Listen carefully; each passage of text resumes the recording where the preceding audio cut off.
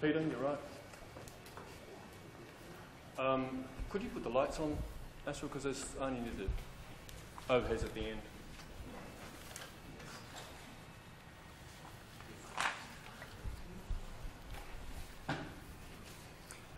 Okay, is that clear?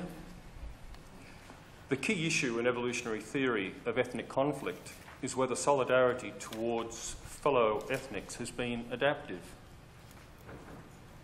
Components of this problem are twofold. First, was the kinship between random members, not family members, but random members of bands and tribes large enough for altruism directed towards fellow ethnics to have been adaptive? And secondly, if the answer to one is yes, then which mechanisms were necessary? Answering this question will help locate the stage in social evolution at which ethnic altruism could have become adaptive, thus allowing genes or culture, or both, that code for ethnic altruism to spread through the population. We all already know the answer, or much of the answer, to the second question. We've heard basically the full set of components here already in the last 2 days. Proponents of group selection have argued, convincingly I think, that members of bands and tribes can behave altruistically without being selected out by free riders. Eibl-Eibesfeldt argued from his field observations that mutual monitoring, ubiquitous in small-scale societies, is sufficient to suppress cheating. He pointed to the pronounced group identity and mutual support found in primitive societies and argued that, that this originated in kinship bonds. The cohesion of band and tribal societies makes them units of selection, Eibl argued. This point was elaborated by Boyd and Richardson and others in 1992, who argue that monitoring and punishment are so effective in small groups that they allow the evolution of cooperation or any other characteristic that is promoted by a culturally governed group strategy. Whether or not one accepts that group selection is figured at all in human evolution, the mechanisms advanced by group selectionists are sufficient, I think, to allow a more conservative process, namely extended kin selection, to occur. In fact, I think this is what Eibl has always meant by his version of group selection. A close reading, I think, shows he really means extended kin selection. A final mechanism deserving of mention is collective goods. A criticism of extended kin selection is that it is impossible in principle for an individual effectively to invest in a kin group much larger than a family, because the benefit will be spread so thinly that the payoff would always be greater from investing in close kin rather than in very distant ones. I mean, if you only have one animal to give or one favour to give, better to really benefit someone or some 2 or 3 people and spread it very, very thinly. Goetze has dispelled this concern. He draws on economic theory to argue that by contributing to collective goods, such as hunting large game animals or defending the group, allows an individual to confer a large fitness benefit on a large number of individuals. A very important concept is collective goods. So there is it seems to be no mechanical problem with the feasibility of individuals showing altruism to kin groups larger than the extended family. Indeed, all these mechanisms, control of free riders, bonding the group, and choosing or fashioning collective goods, are highly scalable. They can be increased in scale to accommodate a kin group of any size, in principle. Admittedly, some novel and ingenious social devices are needed to perform these functions for large groups, but humans are ingenious, as is clear from the many experiments in political evolution, not to mention material culture. So it seems to me that the second problem that I began with, concerning the evolution, concerning the understanding of the evolution of ethnocentrism, the second problem is already solved, or well on the way to being solved. It's the first problem that remains. Indeed, it has hardly been addressed. To reiterate, was the kinship between random members of bands and tribes large enough for altruism directed between them to have been adaptive? The question should be recast in light of Goetze's analysis of collective goods. I shall use the term patriotism, just as a shorthand, to mean altruism towards a collective good. When collective goods are available to which individuals can contribute, is the aggregate kinship of the whole group sufficiently high to allow patriotism to be adaptive, that is, evolutionarily stable? Now, just to clarify that point, when it's possible for you to bring down a large game animal that can feed 100 people, when it's possible for you, by giving your life, defending a bridge or delaying an enemy, and therefore preserve your whole tribe or your whole clan, if it's possible to do that, therefore saving not one or two clan members, one or two tribal members, but the whole kit and caboodle, can it pay off? Dawkins thinks not. He maintains that only altruism is shown to close kin as adaptive. But Hamilton disagreed, and not many people seem to realise that he did disagree, because his 75 paper has been largely ignored. In his, I consider, classic 75 paper, Innate Social Aptitudes of Man, an approach from evolutionary genetics, Hamilton discarded the notion that inclusive fitness processes can only operate between close kin, specifically between genealogical kin, that is, individuals, the family relationship of whom we know, cousins, sibs, parent-child, and so on. He argued that altruism can be adaptive between anonymous but genetically similar individuals. Quote, "Connections which the remote townsman does not so easily know of make up in multiplicity what they lack in close degree," end quote. By townsman, Hamilton means the members of a band or tribe. He showed mathematically that even with a steady trickle of migration, an infinitely ongoing trickle of migration between populations, relatedness within any tribe or any group can rise as high as 0.5 between random members. That's parent-child, that's sib and sib-relatedness. Hamilton concluded that altruism on behalf of the group could then be adaptive, especially if it preserved the group from replacement, being driven off one's land, losing resources, population number falls as a result, all being exterminated. The point that inclusive fitness processes can operate between individuals merely on the basis of genetic similarity, without any genealogical information, is critical. And I quote Hamilton's commentary on this theoretical advance that he made, quote, "Because of the way it was first explained by him, the approach using inclusive fitness has often been identified with kin selection and presented strictly as an alternative to group selection," Hamilton writes, "as a way of establishing altruistic social behaviour by natural selection. But kinship should be considered just one way of getting positive regression of genotype in the recipient, and that it is this positive regression that is vitally necessary for altruism. Thus, the inclusive fitness concept is more general than kin selection," end quote. That's Hamilton writing in 1975, the term used, genetic distance.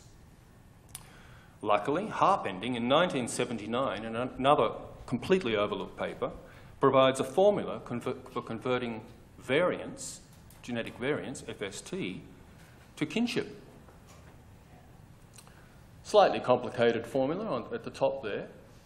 F is the local kinship coefficient, FST the variance of the meta-population. So if you're looking between variance between two populations, FST is the variance of the two together, and N is the overall population. But if you look at the right term, when N is at all large, that complicated right-hand expression drops to zero, effectively to zero, leaving us with a very, very complicated relationship, F equals FST. The kinship within a group, the kinship between random members of a group, is equal to, when the group size is large, is equal to the variance between it and the group you're comparing it to. Now, just a side point about this kinship concept, a little different to relatedness. In population genetics, the coefficient of kinship F between two individuals is defined as the probability that an allele taken at random from one person will be identical to an allele taken at the same locus from another. This definition is close to that of Hamilton's original 1964 coefficient of relatedness, R, which he used in his classic formulation, except that in simple cases, 2F equals R. In other words, parent-child, we all think, oh, 0.5 relatedness, yes. But kinship is 0.25. And maybe counterintuitively, kinship with self is 0.5. It's a more elegant mathematical expression, which is used now by population geneticists. The R is basically not used anymore. Harpending's simple formula allows the estimation of average kinship within local populations based on FST measures. The principle can be simply stated thus: variation between two populations is equal to kinship within each of them. As a hypothetical example, if the variation between two groups, P and Q, is FST equals 0.25, then the kinship between two randomly chosen members of P is likewise 0.25, or that of sibs, or parent and child. The same applies to random pairs drawn from Q.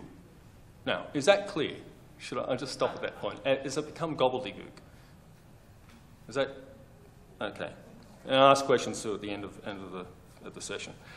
This brings us to the subject of this presentation. Again, was there sufficient genetic variation between primordial human groups for individual inclusive fitness to be boosted by acts of ethnic solidarity, by patriotism?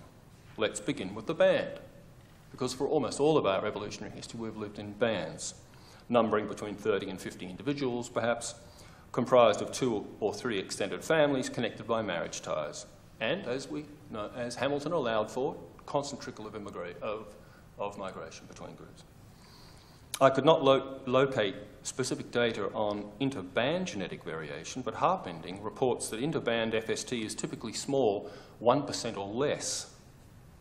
Let us assume for illustrative purposes that it is 5% of that. So I'm being conservative. With all these figures, I'm using lower end estimates. Let's assume it's 0.0005.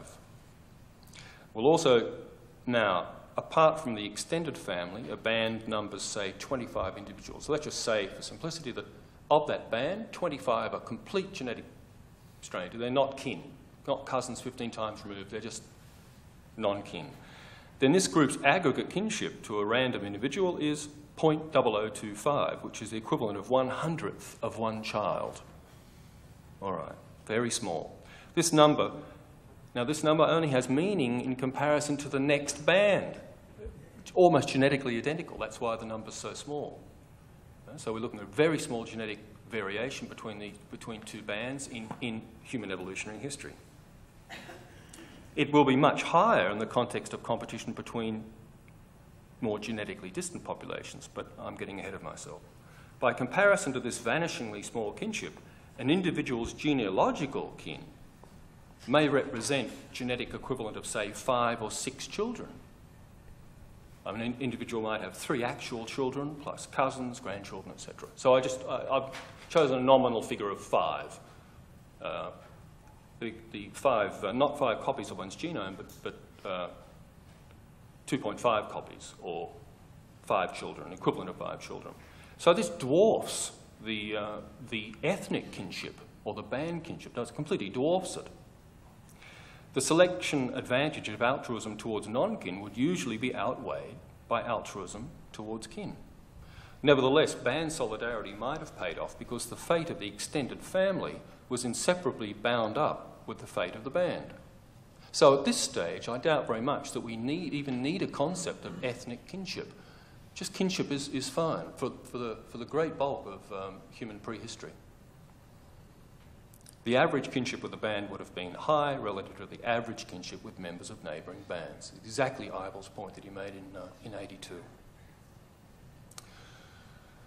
Genetic variation grows with the geographic scale of population units, so that dialect and tribal populations have higher kinship between random pairs than do bands.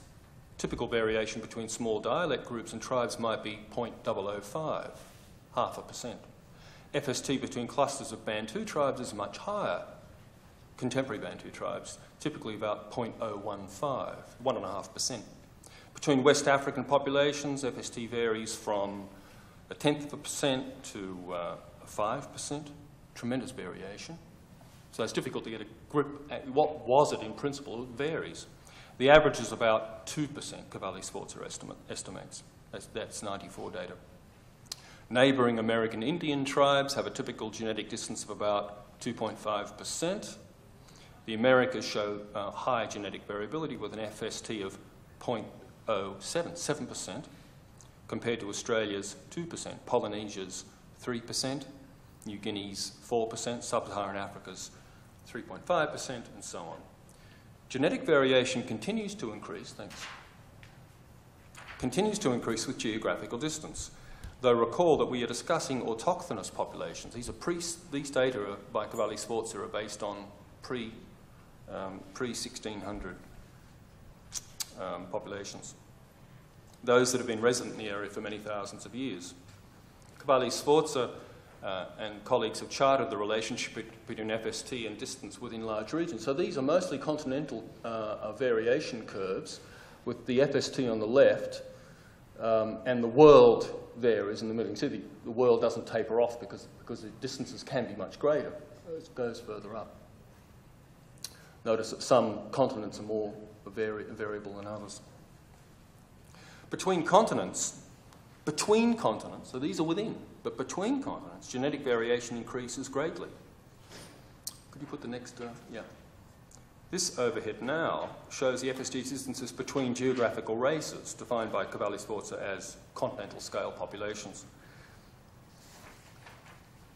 Now look how large some of these are now. These multiply by 10,000, so the top left figure is in fact 0.134.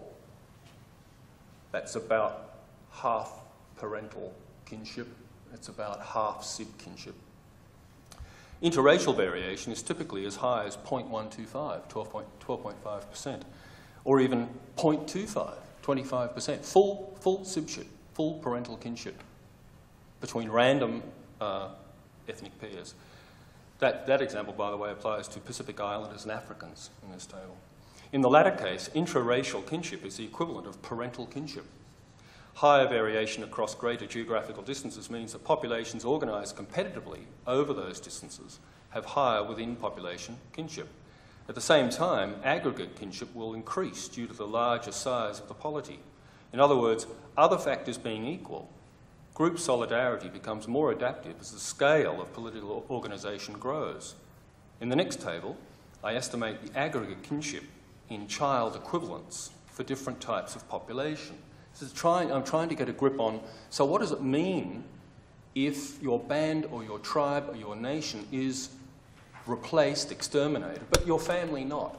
So I'm comparing, see I have here different levels of social organisation, different population sizes, and I have the family remains five equivalent, child equivalents. And here we have for the band, the child equivalents are basically 0. So your kinship resides in genealogical kin. Then as soon as you get to dialect group, and then especially to large tribe, numbering typically 500 or maybe 5,000 people, it jumps and begins to dwarf genealogical kinship. So what I call your genetic interest becomes skewed heavily towards the tribe. Take me about 3 more minutes.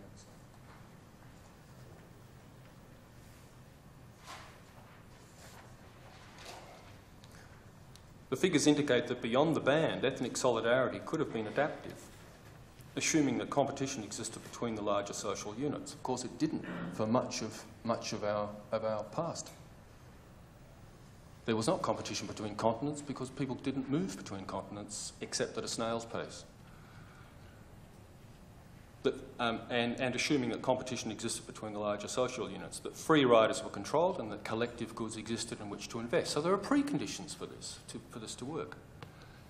From the emergence of tribes in the Neolithic, social organisations spanning many miles would have created scope for collective goods that benefited many hundreds or many thousands of individuals.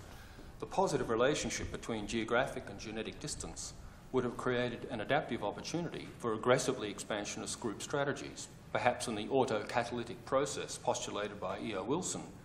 Quote, a band might then dispose of a neighbouring band, appropriate its territory, and increase its own genetic representation in the meta-population, retaining the tribal memory of this successful episode, repeating it, increasing the geographical range of its occurrence, and quickly spreading its influence still further in the meta-population. So it's a cyclical feedback process. Such primitive cultural capacity would be permitted by the possession of certain genes, unquote. That's Wilson in 1975 in his book Sociobiology. I'm very close to finishing. Eibl-Eibesfeldt in 1982 makes essentially the same point by emphasising group cohesion and territorial displacement. Likewise, Hamilton combined the factors of aggressive territorial expansion. The key elements in the strategy would have been capturing territory and replacing the conquered population in whole or in part. It's, in other words, immigration of one form or another, coercive or forced immigration. Ethnic nepotism in the form of advancing such a strategy or defending against it would have yielded fitness payoffs much larger, though less regular, than familial nepotism. Thanks for your attention.